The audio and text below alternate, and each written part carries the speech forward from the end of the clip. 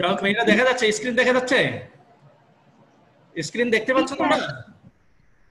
জি sir দেখা যাচ্ছে। শুভেচ্ছা দেখতে পাচ্ছ? হ্যালো, জি স্যার। হ্যাঁ শুভেচ্ছা তোমাদেরকে।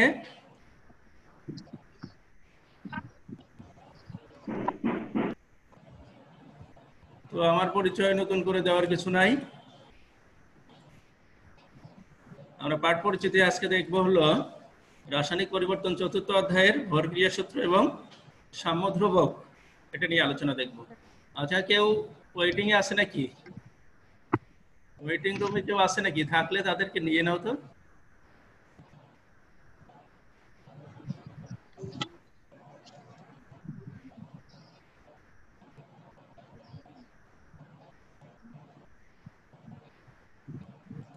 ওকে,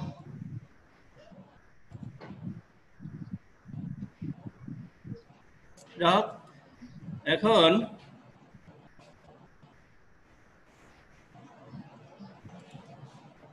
এই পাঠ শেষে আমরা যা যা যা জানতে পারবো,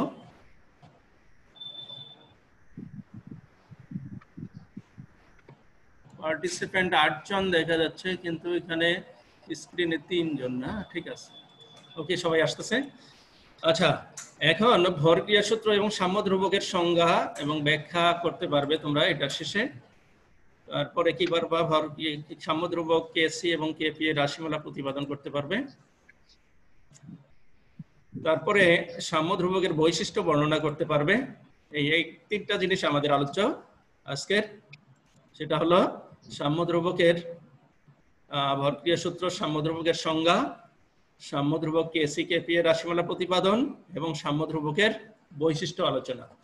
আমরা এই আলোচনাগুলোই করব আর কি। তো আমরা চলে যাচ্ছি ভরক্রিয়া সূত্রে। ভরক্রিয়া সূত্র নিয়ে এর আগেও কথা বলছিলাম, তাই না? মনে আছে ভরক্রিয়া সূত্র নিয়ে? ভরক্রিয়া সূত্র তোমাদের ফার্স্ট ইয়ার থেকে শুরু করে অনেকবার বলা হয়ে গেছে। ভরক্রিয়া সূত্রটা কি?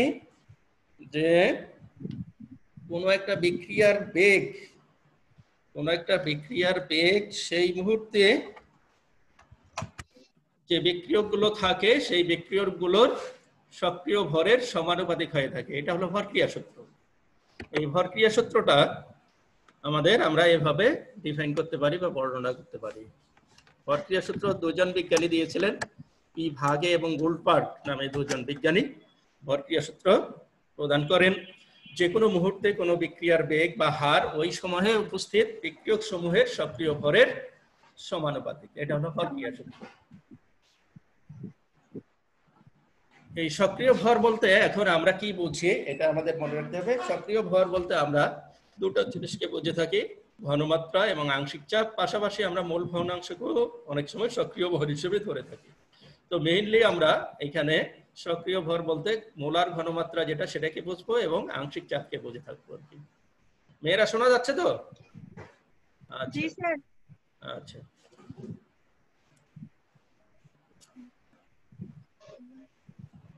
সুতরাং মোলার ঘনমাত্রাকে সক্রিয় ভর যদি আমরা ধরি, তাহলে যে কোনো মুহূর্তে কোনো বিক্রিয়ার বেগ বা হার ওই সময় উপস্থিত বিক্রিয়ক সমূহের মোলার ঘনমাত্রার, এই যে ঘনমাত্রা ঢাকা পড়ে যাচ্ছে তোমাদের ইয়ার কারণে, যা হোক মোলার ঘনমাত্রার এখানে আছে, মোলার ঘনমাত্রার সমানুপাতিক হবে। অর্থাৎ এই সক্রিয় ভরের জায়গায় যদি আমরা মোলার ঘনমাত্রাকে ধরি, তাহলে কোনো মুহূর্তে বিক্রিয়ার বেগটা হবে কার সমানুপাতিক? বিক্রিয়ার বেগ কার সমানুপাতিক হবে? হ্যালো, সক্রিয় ভরের সমানুপাতিক। আমরা যদি সক্রিয় ভরের জায়গায় মোলার ঘনমাত্রা ধরি সেই ক্ষেত্রে মোলার ঘনমাত্রার সমানুপাতিক। হ্যাঁ, মোলার ঘনমাত্রার সমানুপাতিক হবে। আচ্ছা, গুড। এরপরে আমরা সক্রিয় ভরের জায়গায় কি ধরতে পারি? আংশিক চাপ যদি ধরি, যদি আমরা সক্রিয় ভরের জায়গায় আংশিক চাপ ধরি, তাহলে বিক্রিয়ার বেগ বা হারটা কি হবে? আংশিক চাপকে আমরা হ্যাঁ, আংশিক চাপের সমানুপাতিক হবে।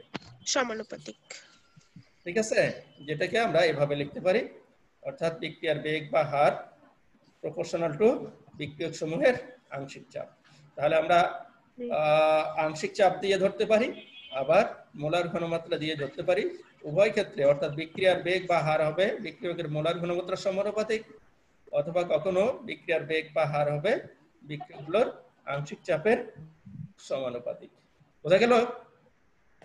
মেয়েরা রেসপন্ড করবা, বোঝা গেছে কিনা? জি জি স্যার। স্যার। আচ্ছা, কথা না বললে হবে না, কথা বলতে হবে, কিন্তু ওই যে অন্য সময় আবার ইয়ে করে রাখবা, mute করে রাখবা। আচ্ছা, এখন আসো হলো সাম্য ধ্রুবক।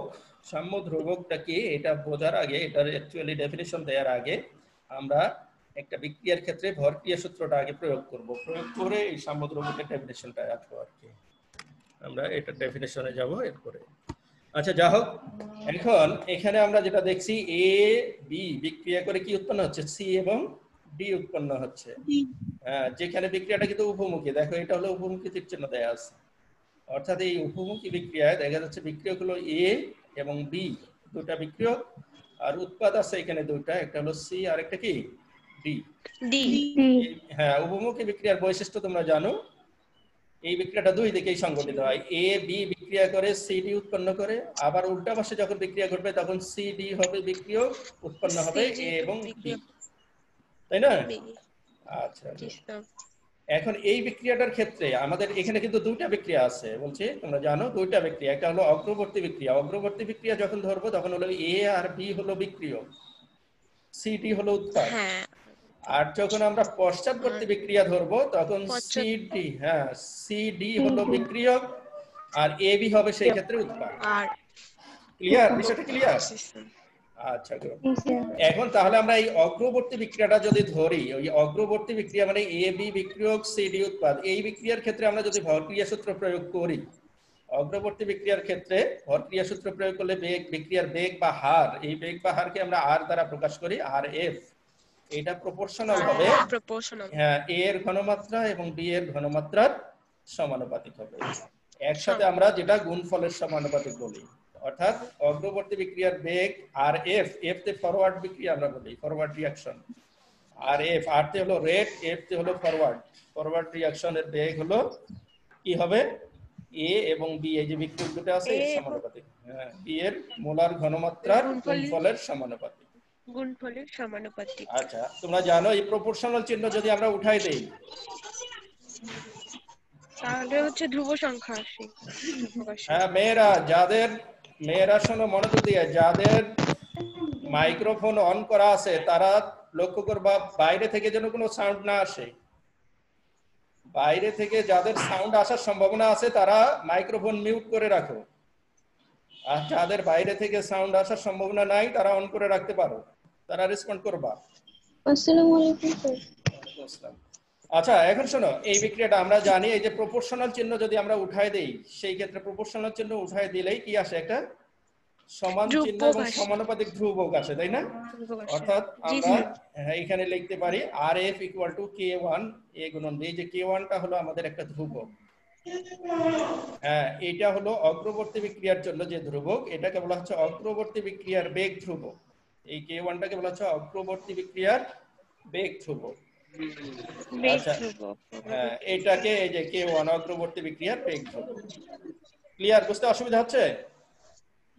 কারো সমস্যা আছে? এই হ্যাঁ ধ্রুবক বানানটাও যে এখানে ইয়াতে একটু ফন্টের সমস্যা হচ্ছে, ওই জন্য ধ্রুবক বানানটা তোমরা ঠিক করে দিবা, ধ্রুবক। আচ্ছা, যা হোক, এখন অনুরূপ ভাবে আমরা যদি পশ্চাৎবর্তী বিক্রিয়া ধরি, পশ্চাৎবর্তী বিক্রিয়ার ক্ষেত্রে কিন্তু সি আর ডি হলো বিক্রিয়ক, সেই ক্ষেত্রে আমাদের এই যে আর বি, এটা দেখা যাচ্ছে দেখতে সমস্যা হচ্ছে না, তাহলে আমাকে কি করতে হবে, এখানে কি করা উপায় কি, এইটা মিনিমাইজ করে রাখি না, হ্যাঁ ওকে।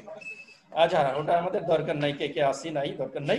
আচ্ছা, এখন দেখো আমরা পশ্চাৎবর্তী বিক্রিয়ার বেগ ধ্রুবক, এত চিল্লাবে না,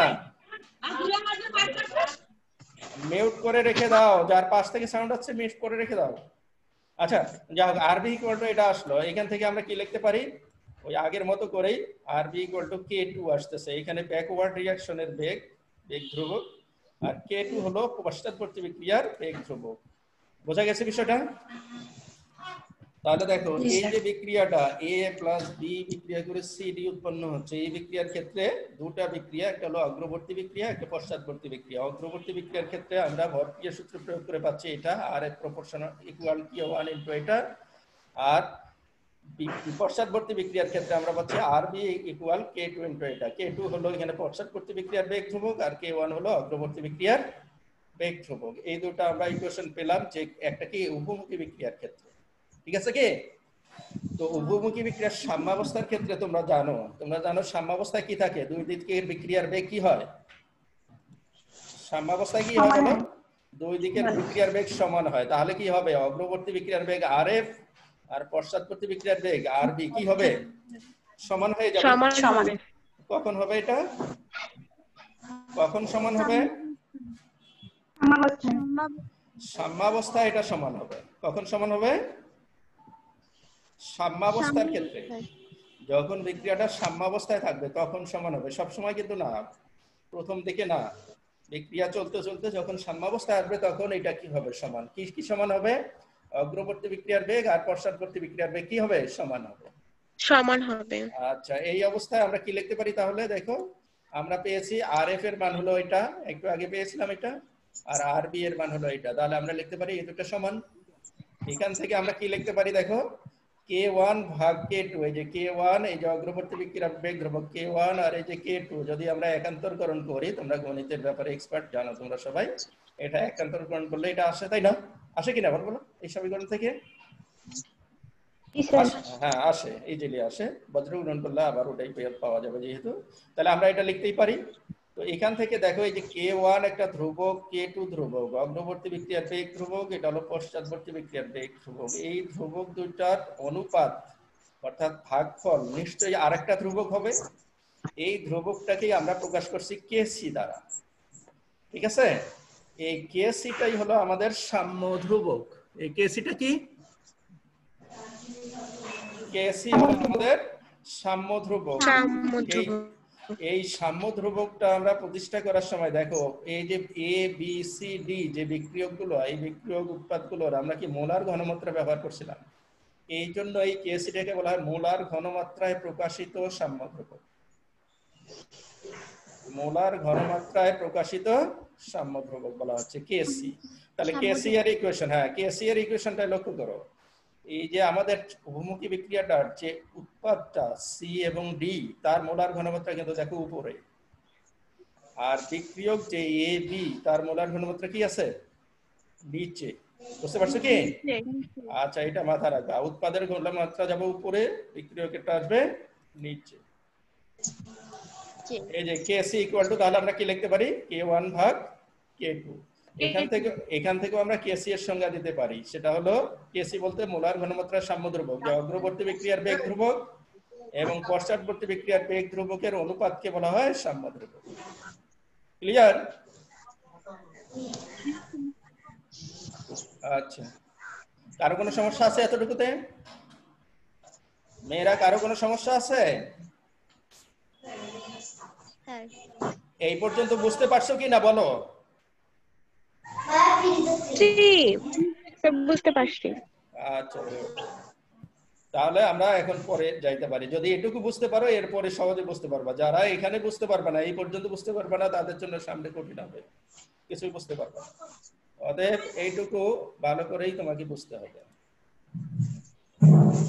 Kc ইকুয়াল টু K1 ভাগ K2।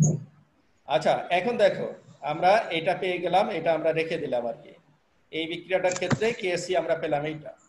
এখন একটা বিক্রিয়া দেখো, এই বিক্রিয়াটাকে একটু আমরা বড় করলাম, অর্থাৎ এখানে আমরা লিখছি এ বি সি ডি উৎপাদ, এখানে দেখো এর সামনে এ দিলাম, এই ছোট এটাকে কি বলা হবে বলো তো, কি কি এটা কি জিনিস কি বলার চেষ্টা করো, কি এটা বলো,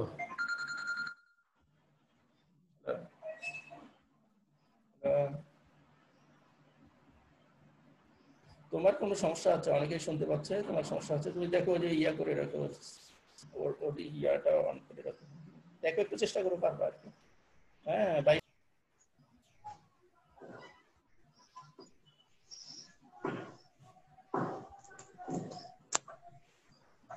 হ্যাঁ আমরা ফিরে আসছি আবার, একটু মাঝখানে ডিস্টার্ব হচ্ছিল।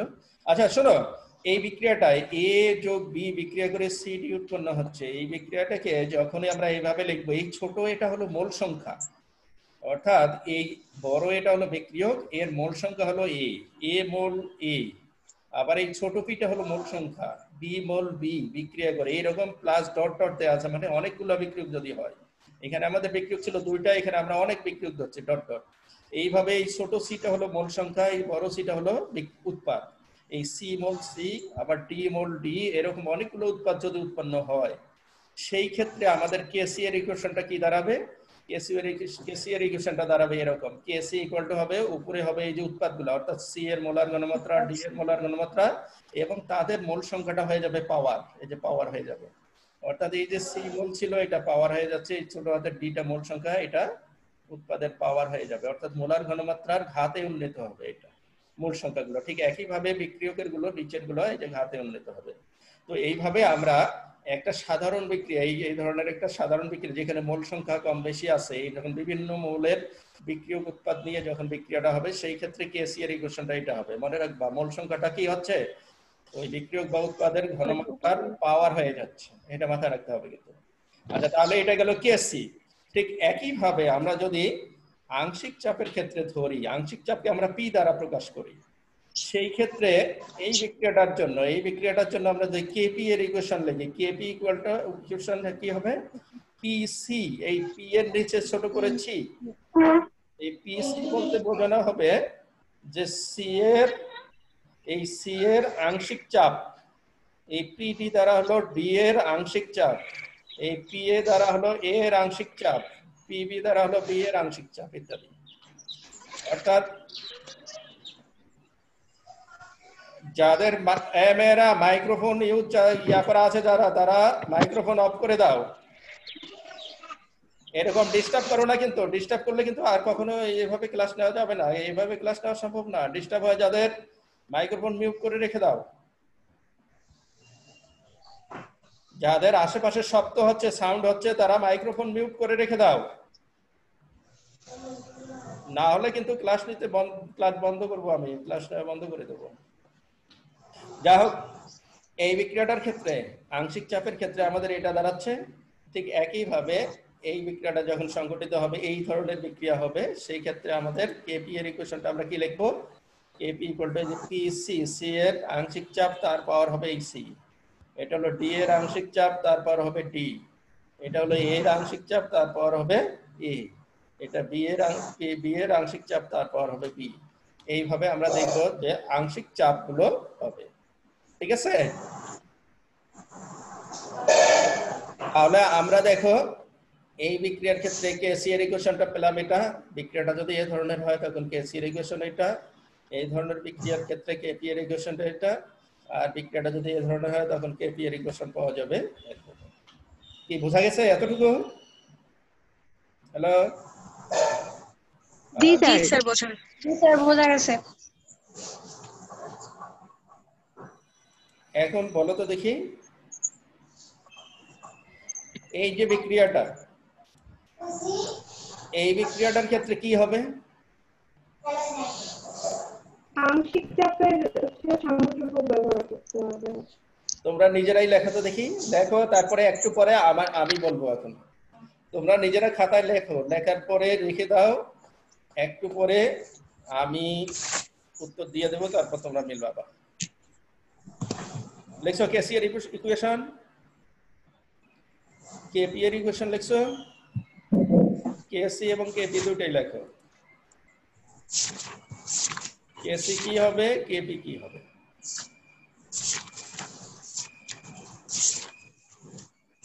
আচ্ছা, সাম্য ধ্রুবকের বৈশিষ্ট্য চলে আসছে, তার আগে আমরা এটার উত্তরটা দেখার চেষ্টা করি।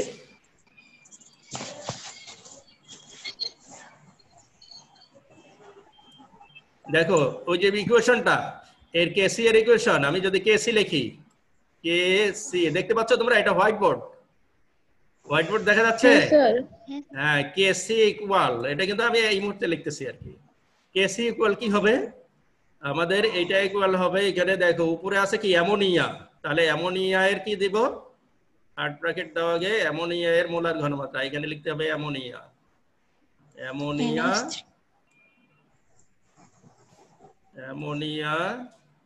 এর মোলার ঘনমাত্রা। অ্যামোনিয়ার মোল সংখ্যা কয়টা আছে? 2 মোল, তাই না? এই যে পাওয়ার হয়ে যাবে 2। আর নিচে কি আসবে? নিচে কি আসবে বলো? হাইড্রোজেন কয় মোল আছে? হাইড্রোজেন কয় মোল? ভালো করে দেখো বিক্রিয়াটা, হাইড্রোজেন কয় মোল আছে? 3 মোল। 3 মোল। 3 মোল, এটা পাওয়ার হবে 3 গুণন। তারপর কি আছে? নাইট্রোজেন। নাইট্রোজেন কয় মোল আছে? 1 মোল। নাইট্রোজেন 1 মোল। অতএব শুধু N2 লিখবা এখানে, N2। এই যে ইয়া দিয়ে লেখা, তো লেখাগুলো ভালো হচ্ছে না। যাই হোক, এইভাবে তোমার এটা হবে কেসি এর সমীকরণ। অনুরূপভাবে কেপি যদি লেখো, এই থার্ড ব্র্যাকেটের জায়গায় জাস্ট কি লিখবা? আংশিক চাপ অ্যামোনিয়া তার স্কয়ার, এখানে হবে আংশিক চাপ হাইড্রোজেন কিউব, এখানে হবে আংশিক চাপ। বুঝতে পারছো কি? হ্যাঁ মেয়েরা, বোঝা গেছে? হ্যাঁ স্যার। জি কোনো স্যার। সমস্যা, কোনো সমস্যা আছে? নাই, সমস্যা নাই তো। আচ্ছা, আমরা আবার স্ক্রিনে আসতেছি।